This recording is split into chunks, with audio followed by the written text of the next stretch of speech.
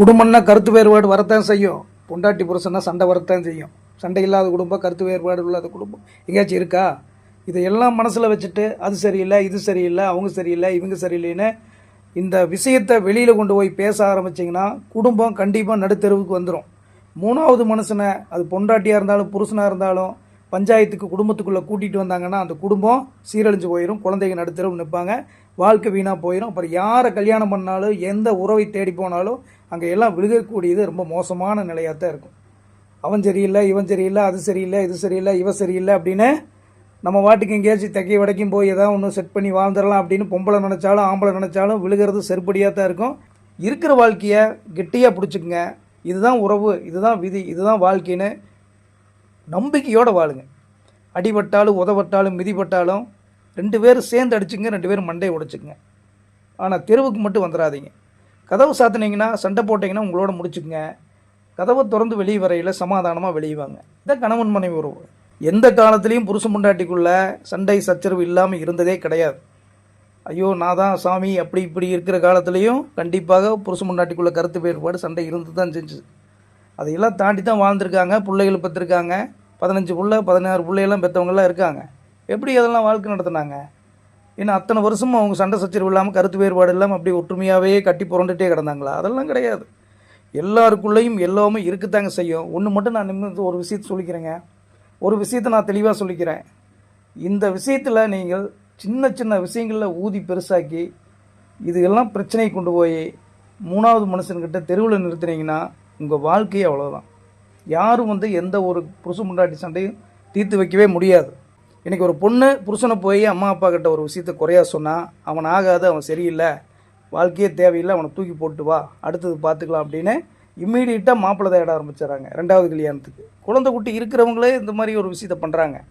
அவன்கிட்ட வாழ்ந்து என்ன சுகத்தை கண்ட, என்ன சந்தோஷம் கிடைச்சது உனக்கு? ஒன்றும் கிடையாது அப்படின்னு நல்லா இருக்கக்கூடிய மணமகனையே மாப்பிள்ளையவே தூக்கி போட்டு இந்த பிள்ளைகளை பிரித்து கொண்டு வர்ற வேலையை பெற்றோர்கள் பண்ணுறாங்க.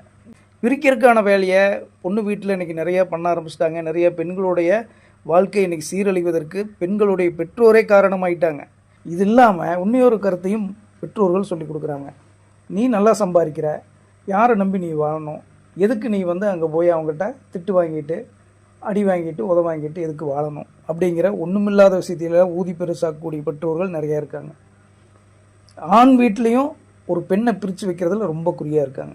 பையனுக்கு கல்யாணம் ஆகலை, பொண்ணுக்கு கல்யாணம் ஆகலை அப்படின்னு ஊராக பொண்ணு மாப்பிள்ளை தேடி அங்கலைஞ்சு இங்கலைஞ்சு அதை பண்ணி இதை பண்ணி லட்சமாக செலவு பண்ணி கல்யாணம் பண்ணி வச்சுட்டு கொஞ்ச நாள்லையே பையன் வீட்டில் பொண்ணை பிரிக்கிற வேலையை பார்க்குறாங்க. அப்போ பொண்ணையும் பையனும் வாழ விடாமல் 2 வீட்லேயுமே சதி பண்ணக்கூடிய வேலைகள் நடக்குது. அப்போ இதிலிருந்து பொண்ணும் மாப்பிள்ளையும் தான் பேசி தீர்மானமாக ஒரு முடிவுக்கு இது நம்ம வாழ்க்கை, இது எங்கள் வாழ்க்கை, கல்யாணம் முடிச்சு வச்சிங்க, இன்றைக்கி நாங்கள் புருஷன் பொண்டாட்டியாக ஒரே வீட்டில் வாழ்கிறோம், எத்தனையோ பிரச்சனைகள் வந்தாலும் நாங்கள் பார்த்துக்குறோம், உங்கள் வேலையை நீங்கள் பாருங்கள் அப்படின்னு யார் தலையிட்டாலும் அவர்களை குடும்ப சண்டைக்குள்ளே வரவிடாமல் தடுத்து புருஷன் பொண்டாட்டி 2 பேருமே பேசி தீர்த்து அதுக்கு ஒரு தீர்வை நோக்கி போங்க. பெற்றோர் சொல்கிறாங்கன்னு பொண்ணும் புருஷனை கைவிட்டுட்டு போகக்கூடாது. அதே மாதிரி இவங்க அம்மா அப்பா சொல்கிறாங்கன்னு இந்த பொண்ணை நீங்கள் உதாசீனப்படுத்தக்கூடாது. அப்படி உதாசீனப்படுத்தக்கூடிய நிலைமைக்கு ஒரு ஆண் வந்துட்டான்னா அதுக்கு பிறகு அந்த குடும்பத்தில் ஒற்றுமையே இருக்காது. உடைஞ்சதை ஒட்ட வைக்கவே முடியாது. அதனால் உடையாமல் பாதுகாத்துக்குங்க. சண்டை சச்சரவு வரலாம், மனஸ்தாபம் வரலாம், சின்ன சின்ன கருத்து வேறுபாடுகள் எல்லாமே குடும்பத்துக்குள்ளேயே இருக்கணும். அது பிரிஞ்சு போய் 1 மாதம் 2 மாதம் 5 மாதம் 6 மாதம் தாண்டிடுச்சுன்னா அந்த உறவை ஒட்ட வைக்கவே முடியாது. அது கருத்து வேறுபாடில் ஆரம்பித்தது மிகப்பெரிய பிரிவினையில் கொண்டு விட்டுரும். அதுக்கப்புறம் கோர்ட்டு கேஸு விவாகரத்து அது இது அப்படின்னு மொத்தமும் ரோட்டுக்கு வந்துடும். அதுக்கு பிறகு மாப்பிள்ளைக்கு ஒரு பொண்ணை பார்ப்பாங்க, பொண்ணுக்கு ஒரு மாப்பிள்ளை பார்ப்பாங்க. கடைசியில் இதை விட மோசமான ஒரு வாழ்க்கை வாழக்கூடிய சூழ்நிலைக்கு 2 பேருமே தள்ளப்படுவாங்க. அப்போ இந்த பொண்ணு இன்னொரு கல்யாணம் பண்ணிட்டு போய் நிச்சயமாக நிம்மதியாக இருக்க முடியாது. அதே மாதிரி இந்த பையனும் இன்னொரு பொண்ணை தேடி கண்டுபிடிச்சி பழகியோ அல்லது ஏதோ ஒரு விஷயத்தில் ஒரு ஜோடியை சேர்த்திட்டு வாழ முடியாது, நிம்மதி இருக்காது. அப்போ இருக்கிறதுல கிடைச்சதை வச்சு நிம்மதியாக வாழ்றதுக்கு என்னமோ அந்த வழியை பாருங்கள். அதுக்கு பெற்றோர்கள் உறுதுணையாக இருங்க. அந்த காலத்துல எல்லாம் கணவன் மனைவிக்குள்ளே சண்டை வந்துச்சுன்னா உடனடியாக அத்தை மாமா பெரியப்பா சித்தப்பா எல்லாம் கூட்டமாக அந்த வீட்டுக்குள்ளே வந்துடுவாங்க. புத்திமதி சொல்லுவாங்க. ஒவ்வொரு விஷயத்துக்கும் நல்லது எடுத்து சொல்லுவாங்க. பெண்களெல்லாம் நாங்கள்லாம் வாழலையா, இந்த மனுஷன் கூட எப்படி நான் குப்பை கொட்டி இன்றைக்கி 10 பிள்ளை பெற்றிருக்கேன் அப்படின்லாம் ஒரு அம்மா சொல்லும். ஒவ்வொருத்தருடைய வாழ்க்கையையும் அவங்க அனுபவத்தையும் சொல்லி ஒரு பெண்ணை மனசை தேத்தி புத்திமதி சொல்லி சேர்ந்து வாழ்வதற்கு வழிகாட்டுவாங்க. அதே மாதிரி பையனும் அப்படி தான். ஒரு பொண்ணு நம்மளை நம்பி வந்துருச்சுரா, அதை கைவிடக்கூடாது, கடைசி வரைக்கும் வச்சு காப்பாற்றணும், அதுதான் ஆம்பளைக்கு உண்மையான ஆண்மைத்தன்மை, அதுதான்டா அப்படின்லாம் ஒரு பெற்றோர்கள் உற்றார் உறவினர்கள் நல்லது சொல்லி வழி நடத்துவாங்க. ஆனால் இன்றைக்கி அப்படியா? அதெல்லாம் ஒன்றும் கிடையாது. ஆகும்னா பெற்றோர்கள் தான் முதல்ல சண்டைக்கு வந்து ரெடியாக நிற்கிறாங்க. உடனடியாக அந்த பொண்ணையும் பையனையும் பிரிக்கிறதுல குறியாக இருப்பதே பெற்றோர்களாக தான் இருக்காங்க. அதுவும் பெண்ணுடைய வீட்லேயும் பையனுடைய வீட்லேயும் மல்லு கட்டிட்டு சரிபாதியாக இன்றைக்கி நிற்கக்கூடிய சூழ்நிலை வந்துருச்சு. இதில் பெற்றவங்க மட்டும் கிடையாது, கூட பிறந்தவங்க, உற்றார் உறவினர், மாமா மச்சான் எல்லாம் வந்துடுறாங்க.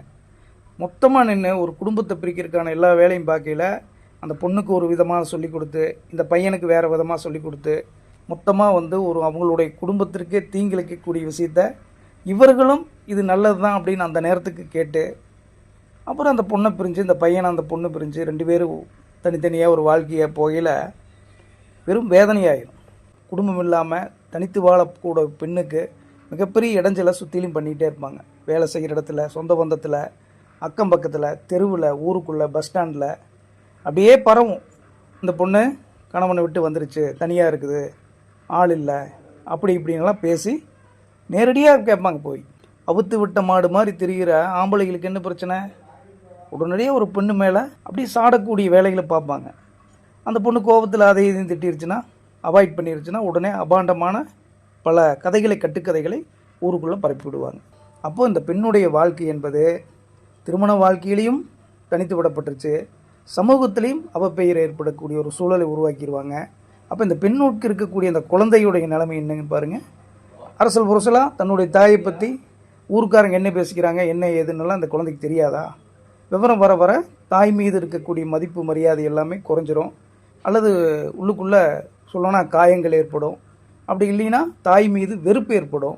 இதெல்லாமே இந்த சமூகம் வெளியிலிருந்து பெண்கள் மீது அவதூறுகளை பரப்பிக்கொண்டே இருக்கும். அப்போ ஒரு பெண்ணுக்கு ஒரு ஆணுக்கு இருக்கக்கூடிய மிக முக்கியமான பாதுகாப்பு என்ன என்பது இந்த குடும்பத்துடன் சேர்ந்து வாழ்கிறதான். அதனால் ஆணாக இருந்தாலும் பெண்ணாக இருந்தாலும் திருமணம் அப்படிங்கிற பந்தத்துக்குள்ளே நீங்கள் வந்துட்டிங்கன்னா அந்த பந்தத்திலிருந்து வெளியே போகிறதுக்கு முயற்சி பண்ணாதீங்க.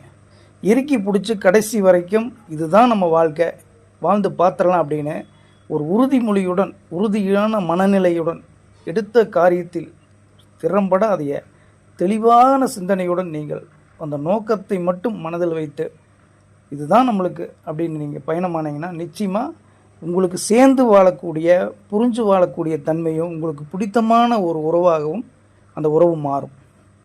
மனசில் நல்ல எண்ணங்களுடன் நீங்கள் ஒரு விஷயத்தை அணுகுனீங்கன்னா தவறாக எண்ணக்கூடிய, எதிரே வரக்கூடிய ஒரு மனிதனின் அந்த எண்ணங்களும் உங்களுடைய நல்ல எண்ணங்களால் மாற்றப்படும்.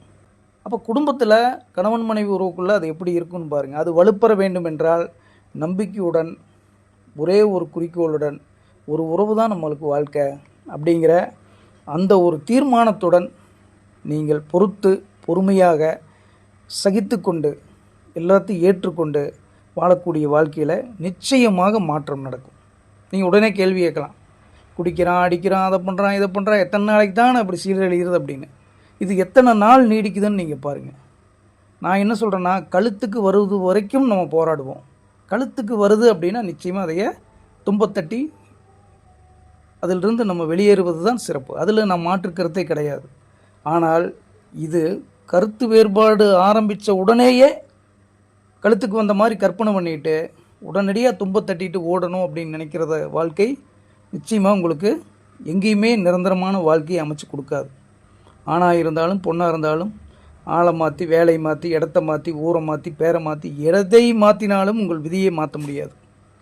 அதனால் இருக்கிற வாழ்க்கையில் சிறப்பாக இருந்து கணவன் மனைவி ஒற்றுமையாக இருந்து வாழக்கூடிய வாழ்க்கையில் நிச்சயமாக ஒரு நல்ல ஒரு சூழல் உருவாகும். அது வரைக்கும் பொறுமை காத்து குழந்தைகள், அவர்களுடைய எதிர்காலம், உங்களுடைய குடும்பம், அந்த குடும்பத்தின் நலன், வருங்கால சந்தையினுடைய எல்லா விஷயத்தையும் மனசில் வச்சுட்டு கணவன் மனைவி ஒற்றுமையாக வாழ்வதற்கு குடும்பத்தாரும் கொஞ்சம் ஒத்துழைப்பு கொடுக்கணும். அவங்களும் பொறுத்து போகணும். சின்னஞ்சிறுசுகளுக்கு கெட்டதை சொல்லி கொடுத்து அவர்களை கெடுத்து விடாதீர்கள். நல்வழி காட்டுங்கள். நல்ல விஷயத்தை சொல்லி பொறுமையாக இருக்க சொல்லுங்கள். நாங்கள் இருக்கிறோங்கிற நம்பிக்கை கொடுங்க. நீங்கள் எல்லோரும் கேள்வி கேட்கக்கூடிய நிலையிலிருந்து அவர்களை நல்வழிப்படுத்தி வழி நடத்துங்க. நிச்சயமாக உங்களை விட அவங்க சிறப்பாக வாழுவாங்க. எல்லோரும் நல்லா இன்புற்று வாழணும்னு நான் தாய் மாசாணி வேண்டிக்கிறேங்க. குருவே சரணம். தாய் மாசாணியை போற்றி போற்றி. நன்றி, வணக்கம். வாழ்க வளமுடன்.